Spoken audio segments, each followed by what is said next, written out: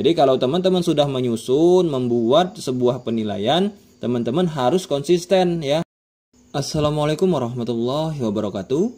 Halo teman-teman guru semua.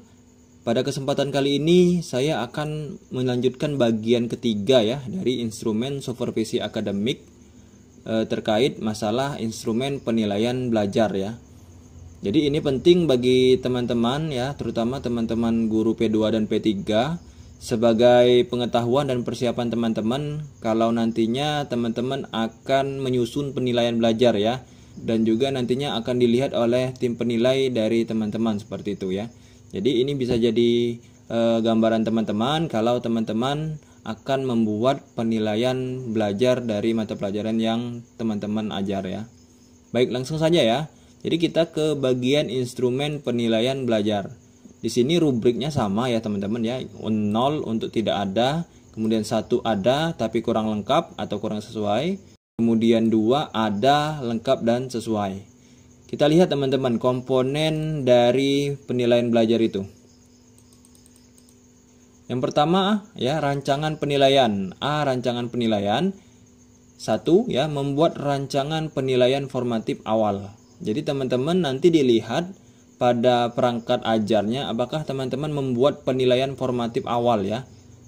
Maksudnya di sini apakah teman-teman membuat pertanyaan-pertanyaan ya yang akan diajukan kepada peserta didik, ataupun membuat sebuah rancangan ya permasalahan yang akan didiskusikan oleh peserta didik, dan juga bisa juga teman-teman membuat ya lembar observasi terkait peserta didik ya. Jadi di situ dilihat teman-teman ya dari komponen nomor 1 ini, membuat rancangan penilaian formatif awal. Jadi seperti itu untuk yang pertama teman-teman. Kemudian yang kedua, membuat rancangan penilaian formatif selama proses pembelajaran ya. Jadi teman-teman dilihat nanti apakah di perangkat ajar teman-teman sama seperti tadi ya, membuat pertanyaan-pertanyaan ataupun lembar observasi terkait proses pembelajaran teman-teman yang sedang berlangsung seperti itu. Kemudian yang ketiga, membuat rancangan penilaian sumatif ya.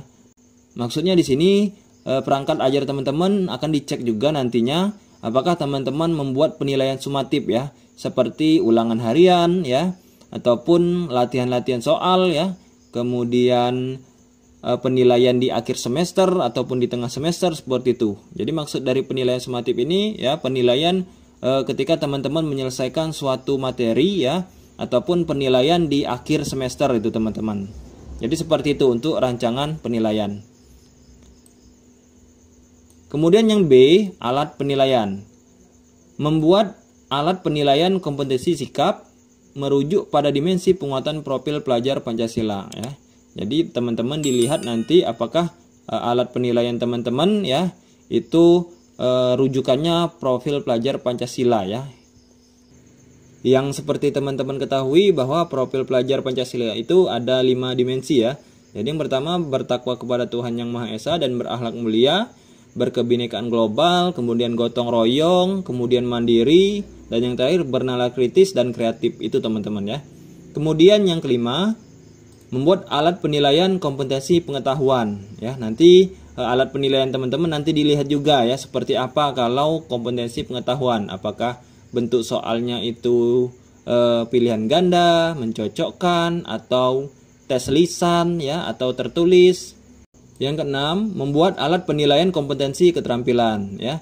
Jadi teman-teman nanti dilihat di perangkat ajarnya apakah teman-teman sudah juga membuat penilaian kompetensi keterampilan.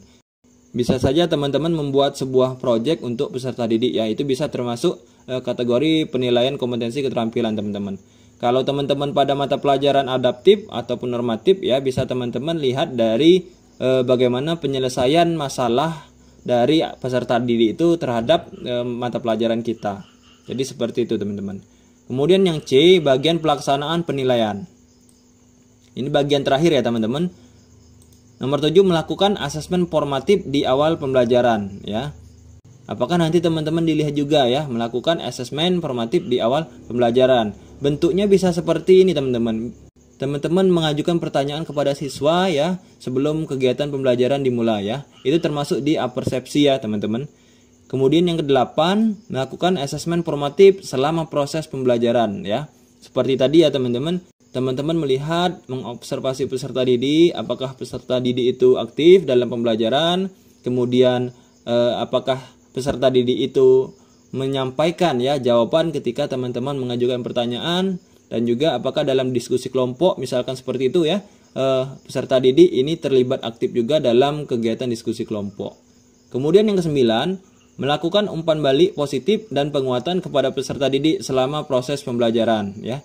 Nanti dilihat teman-teman, maksud dari umpan balik ini apakah dalam bentuk penghargaan, apakah dalam bentuk sikap ya, atau dalam bentuk penguatan motivasi ya, seperti itu. Dan kalaupun ya peserta didik ini tidak sesuai dengan harapan kita, teman-teman dapat melakukan penguatan juga kepada peserta didik ini dengan cara memberikan semangat ya.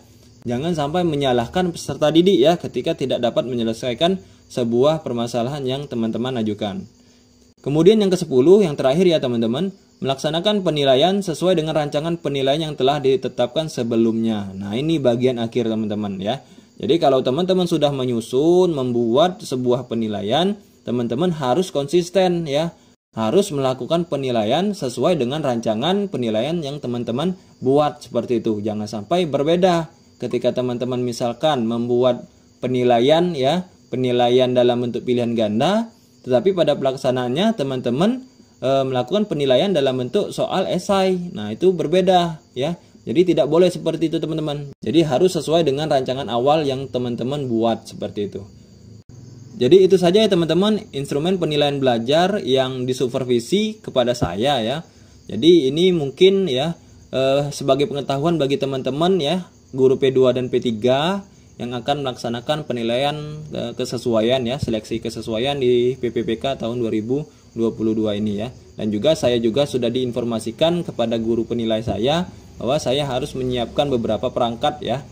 Teman-teman dapat cek di video saya sebelumnya. Mungkin ini saja yang bisa saya sampaikan. Bagi teman-teman yang belum subscribe, jangan lupa subscribe, like, comment, dan share ya. Bagi yang sudah subscribe, saya ucapkan terima kasih. Saya akhiri. Wassalamualaikum warahmatullahi wabarakatuh.